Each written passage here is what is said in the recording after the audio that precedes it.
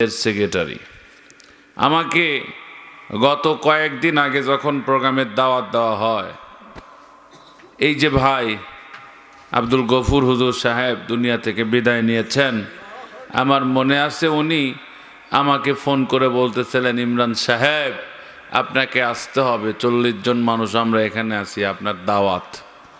আমি আর বেচারার কথা ফেলে রাখতে পারলাম না, আমি কবুল করলাম। কিন্তু বিষয়টা হলো, আমি ইচ্ছা করলে তিনটা মাহফিল নিতে পারতাম। 9 তারিখে প্রধান বক্তার দাওয়াত নিয়েছি।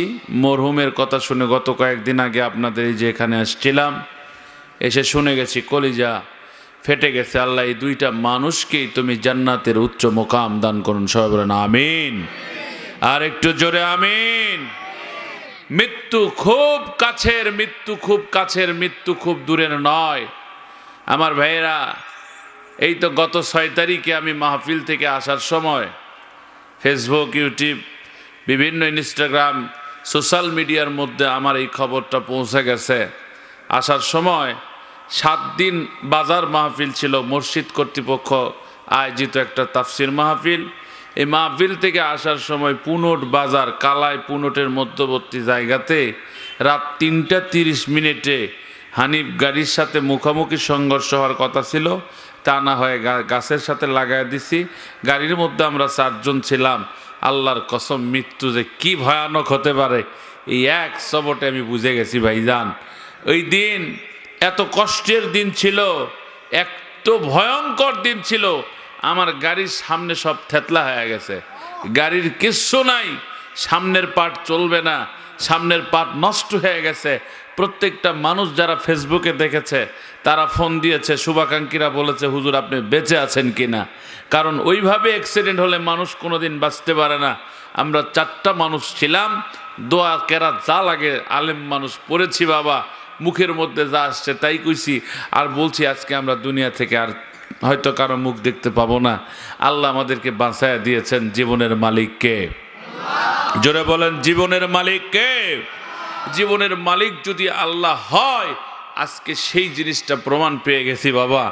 আজকে আমার শুধু এই হাতে লাগছে, ঠোঁটে লাগছিল, ফুলে উঠছিল, আর এমন করে লাগছে, তারপর আমি পরের দিন মাহফিল করছি। এখন মনে করেন কি অসুস্থ হয়েছি। পরের দিনে মাহফিল করছি আমি আক্কেলপুর।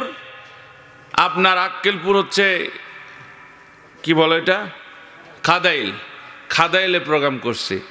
আল্লাহ আমারে সেখানে ওয়াজ করার সুযোগ করে দিয়েছেন। তার মানে বোঝা গেল আমি বেশি অসুস্থ হয়নি। কথা বলেন না কেন, ঠিক কি না? তাহলে আল্লাহ কি আমার একটা হাত কেড়ে নিতে পারতো না?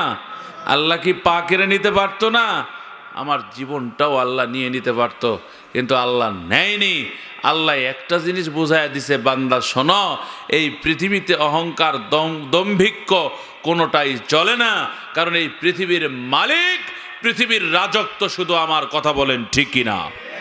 আরো জোরে বলা লাগবে, ঠিক কিনা?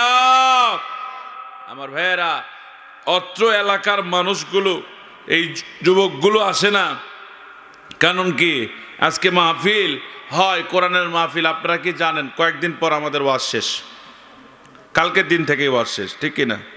তারপরের দিন থেকে রমজানের প্রস্তুতি, তাই না? তো গল্প আর না, আমি ওখানে বলেছিলাম, ওই জায়গাতে বলছিলাম যে ওয়াজ যদি আমি 8G পাটা বুকাতে আসি, সেখানে একটা ওয়াজ করব ইনশাল্লাহ, সেটাই আজকে হবে। আর একবার তাকবীর দেন, লিল্লাহে তাকবীর। যাই আসছে তাই পাবে, যাই আসেনি তাই পাবে না, এই তো কথা। কথা ঠিক না বেঠি? তো আমার মনে হয় মাইক ছাড়া ওয়াজ করলে ভালো হয়। কি বলেন আপনারা? মাইক দিয়ে তোমরা শুনবা, আমরা তো সেটা করবার দিব না। রাজি আছেন?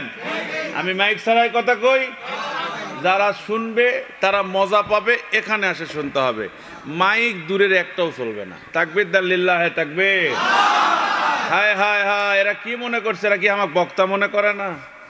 কত গরুক পিঠে মানুষ করনু রে, আর পাটা বুকার মানুষ চিনো না তোমরা। মাইক দিয়ে কথা কব, বাইক থেকে সুদের থেকে শুনবো। মাইক আলার আমি আছি, আর কেউ নাই। যে কটা আছে মুখ দিয়ে কথা হবে, তুই আলে শোনা বাবু, নালে নাই। কথা কন, কথা কন। রাজি আছেন আপনারা? গাড়ি একটা ভাঙছি ভাই, ওয়াশ করে কয় লাখ টাকা আর কামাই করছি, সারা বছরে নাই কয় টাকা কামাই করছি, কিন্তু গাড়ি 10 লাখ টাকার একটা ভাঙছি, আল্লাহ পাকের অশেষ মেহরবানি উঠে 4 লাখ টাকা আমার নাই হয়ে গেছে। আজকে নাই ওয়াশ করে টাকা দিবে না, সমস্যা কি? কি বলেন আপনারা? কথা হবে হেদায়েতে লিল্লাহে তাকবীর। পরে প্রস্তাবে, এরা পরে প্রস্তাবে। মাইকে তো আমি কথা করছি না, সমস্যা নাই, মাইকের ভলিউম আপ। আপনারা কি বলেন? আমি কোনো খারাপ কথা কইছি নাকি? তোমরা ফাজলামি শুরু করছো মিয়া, এর জবাব দিতে পারবে আল্লাহর কাছে? এর কাছে আল্লাহর কাছে জবাব দেওয়া যাবে? হায় হায় হায়, জান্নাতের বাগান এটি সাজাইয়া বাড়িতে বসে থাকে কত বড় হারামি লোকেরা। কথা কয় না কেন? এই হারামিরা যদি বুঝতো যে ওইটা জান্নাতের বাগান, কেউ বাড়িতে বসে থাকা পারতো না, সবাই পেলে জান্নাতে ঢুকতো। এখনই বাংলাদেশ সরকার কোক না কে, এখনই বাংলাদেশ সরকার কোক না কে, বেশি কিছু দেওয়া লাগবে না। রোজার উপলক্ষে 1 কেজি বুট 1 কেজি চিনি দেবো। এই পাড়া বুকার মানুষ যদি লাঠিলে মারামারি না করে, কচি কি আমি? কথা কন। কবে কি স্লিপ কোটে গেল? স্লিপ কিসের মিয়া? লাইন ধরে থাকবে। এমপি দুদু তখন ঘুরে বাড়ি চলে যাবে। এর লিস্টের উপর দিয়ে লোক কে, কথা কয় না কে? হায় হায়, 1 কেজি বুটের লোভ যারা সামলা পারে না, 1 কেজি চিনির লোভ যারা সামলা পারে না, তারা জান্নাতের লোভ সামলায় কেমনে? হ্যাঁ, জান্নাত কি জিনিস এরা জানে? যুবকরা আসবে না? আসবে না? আসতে হবে। লিল্লাহে তাকবীর। ও আমার মন প্রাণ উজাড় করিয়া ভালো গো বাসিয়া, কি পাইলাম অবশেষে,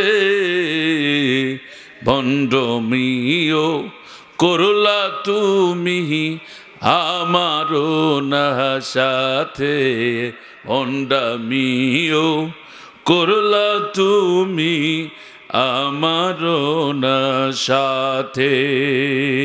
কথা কোন ঠিক না? আমার বাবাজিরা রে,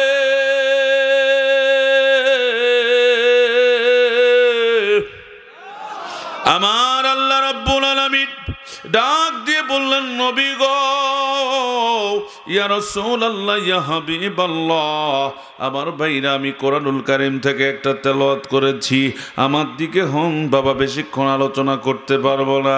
আমি জানি এখন 9টা 38 বাজে, আর কিছুক্ষণের মধ্যে আমি এখান থেকে হয়তো বিদায় নেব। আমি কয়েকটা কথা আপনাদেরকে শোনায় দেব।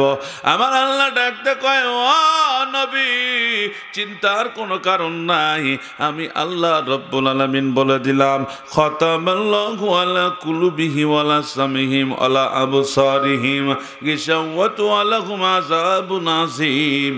কিছু কিছু লোক আছে, এদেরকে আমি মোহরাঙ্কিত করে দিয়েছি, এদেরকে আমি অন্ধ করে দিয়েছি, এদেরকে বধির করে দিয়েছি, এদেরকে বোবা করে দিয়েছি।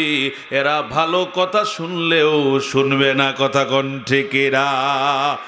এরকম জাতের লোক আছে না নাই? আমার ভাইরা রে, এই যে রমজান মাস আসলো, আমরা রমজান মাসে এখন গান আর শুনবো না। যারাই মুসলমানের বাচ্চা ইউটিউবে সার্চ দিবে, শুধু ওয়াজ শুনবে, আর কি শুনবে? ইসলামিক গান শুনবে, তারা আর গান শুনবে না। এই রমজান মাসে কিছু নতুন নতুন নামাজি বের হবে। কথা বলেন ঠিকই না? রমজান মাসে কিছু নতুন নতুন পীর বের হবে, রমজান মাসে কিছু নতুন নতুন মেসোয়াক্কারি বের হবে। জীবনে সিগারেট পকেট থেকে যারা নামাতো না, তারা এখন সিগারেট বাদ দিয়ে রমজান মাসে এই ভণ্ডগুলো কি করবে? দাঁতন রেখে দিবে, মেসোয়াক করবে, রোজা রাখবে সারাদিন। ইফতার যেই শেষ, ইফতার শেষ করে কোন রকম 2-3 রাকাত আর 2 রাকাত 5 রাকাত নামাজ পড়বে, 2 রাকাত পড়বে না, 2 রাকাত বাদ দিয়ে 5 রাকাত নামাজ পড়ে বাইরে গিয়া দেড় শালাই বের করে মুখের মধ্যে সিগারেট দিয়ে একটা টান দেবে। এরকম জাতের মুসলমান আমাদের সমাজে আছে না না? এই জন্য আল্লাহ কয়, নবী গো, সবার কাছে ওয়াজ করার দরকার নাই। সবাই তো আপনার ওয়াজ শুনবে না, ওয়াজ শুনে সবাই মানবে না। কারণ খাতামাল্লাহু আলা কুলুবিহিম, আমি আল্লাহ অন্তরটাকে বধির করে দিয়েছি, এরা ওয়াজ শোনে না। কিছু কিছু সমাজে, আমাদের দেশে এখনো অনেক মুসলমান আছে, শুক্রবারেও মসজিদে যায় না, বাপ যায় না, বেটা যায় না, আল্লাহর নাম পর্যন্ত তাদের বাড়িতে নাই। গান বাজে, বক্স বাজে, বিভিন্ন প্রকার যাত্রা থিয়েটার হয়, কিন্তু কিন্তু তারা নামাজের সাথে থাকে না, বেপরদায় ঘরে। এরকম নাস্তিক ফ্যামিলিও আমাদের দেশে আছে না নাই? আছে না? বাপের দোষ রেলা, বাপের দোষ। মায়ের পেট যদি ভালো হয়, গুডাউন ভালো হলে আলুর বীজও ভালো থাকবে, আর বীজ ভালো হলে ফসলও কিন্তু ভালো হবে। তার মানে বোঝা গেল, আপনি আমার গোডাউন যদি ভালো হয়, এলাকার মানুষগুলো ভালো হবে, আল্লাহওয়ালা হবে, সন্তানেরা ভালো হবে। গোডাউন আপনার ভালো না বলে এই সমাজটাও নষ্ট হয়ে গেছে।